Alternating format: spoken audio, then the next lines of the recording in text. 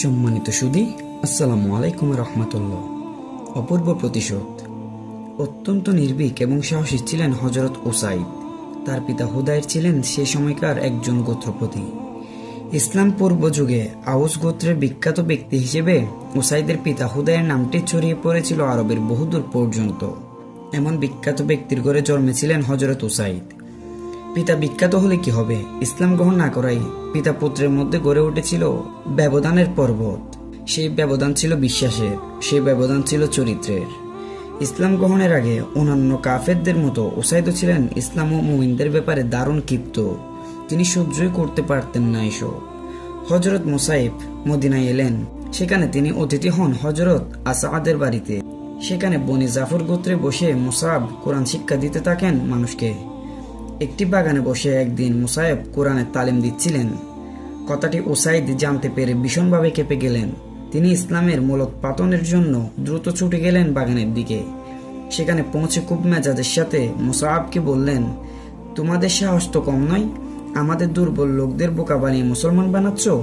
যদি ভালো চাও তবে এই মুহূর্তে এখান থেকে চলে যাও। উসাইদের তীব্র ঘৃণা আর মেজাজ দেখেও দমে গেলেন না হযরত মুসাব।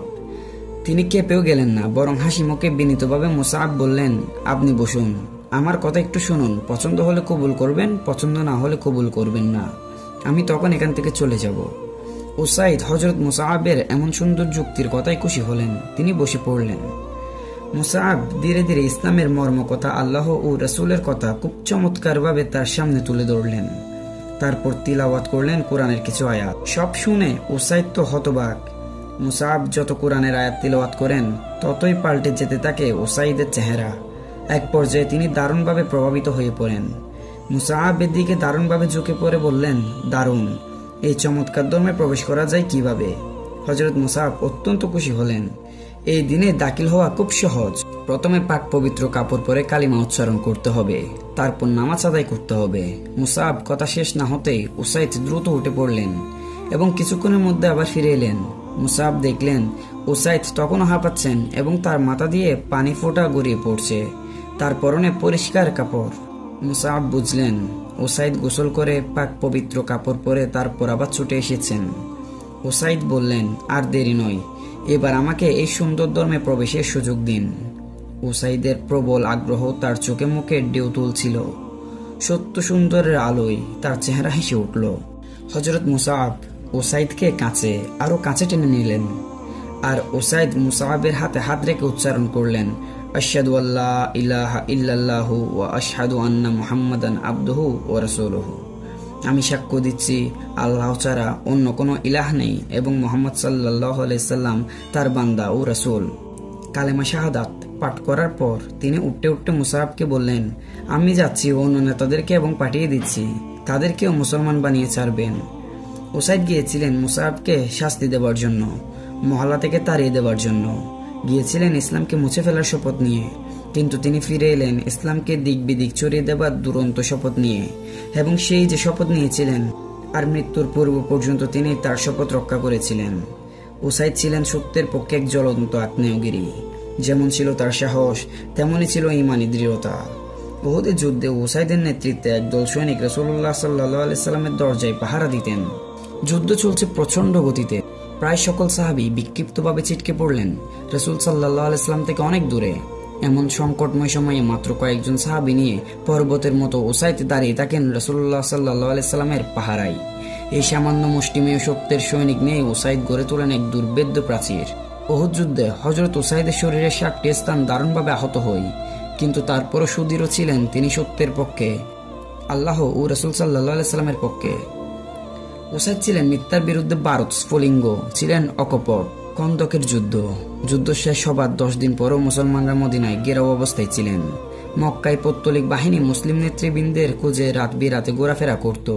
এমনকি সংকটকালে হযরত উসাইদ 200 লোক নিয়ে খন্দক রক্ষা করেন। খন্দক যুদ্ধ শেষ হবার পর গাতফান গোত্রের লোকেরা খুব লুটতরাজ শুরু করলো। তাদের নেতাকে মদিনায় ডেকে পাঠালেন রাসূল সাল্লাল্লাহু আলাইহি সাল্লাম। তাদের নেতা রাসূলের কাছে হাজির হয়ে বলল, যদি মদিনায় উৎপাদিত ফলের একটি অংশ তাদের দেওয়া হয় তাহলে এর একটি ব্যবস্থা গ্রহণ করা যেতে পারে।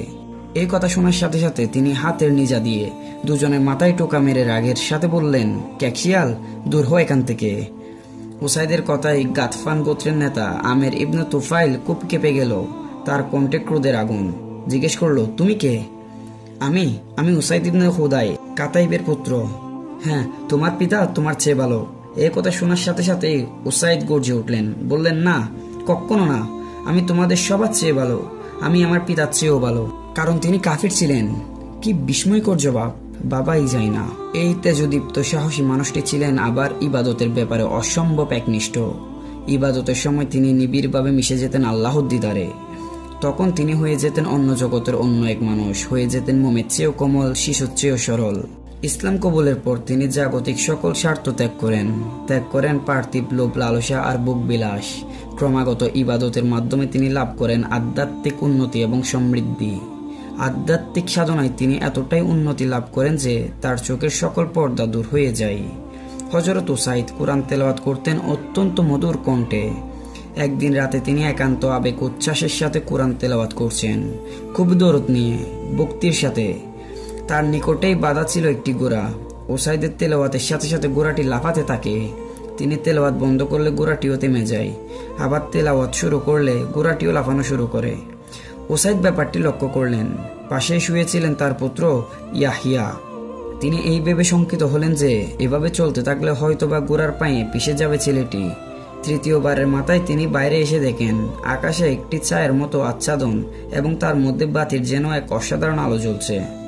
তেলাওয়াত শেষ হয়ে গিয়েছিল। তারপর তিনি আকাশের দিকে তাকালেন।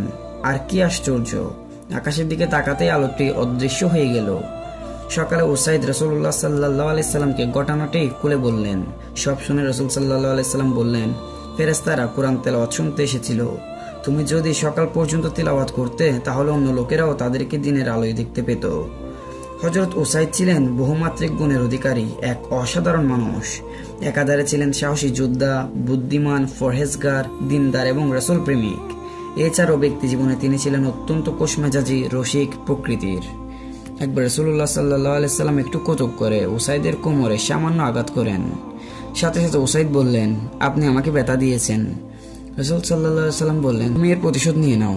উসাইদ বললেন, ইয়া রাসূলুল্লাহ, আপনি যখন আমাকে ব্যথা দিয়েছিলেন তখন আমার গায়ে জামা ছিল না, তো আপনার গায়ে তো জামা।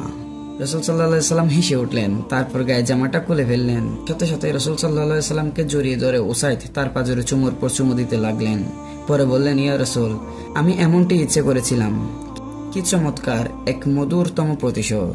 প্রিয় দর্শক, ভিডিও কেমন লাগলো তা কমেন্ট বক্সে জানান। আজকের ভিডিও এখানে শেষ করছি। দেখা হবে পরবর্তী কোন এক ভিডিওতে। ততক্ষণ পর্যন্ত ভালো থাকুন, সুস্থ থাকুন, MM ফাউন্ডেশনের সাথে থাকুন। ধন্যবাদ। আসসালামু আলাইকুম ওয়া রাহমাতুল্লাহ।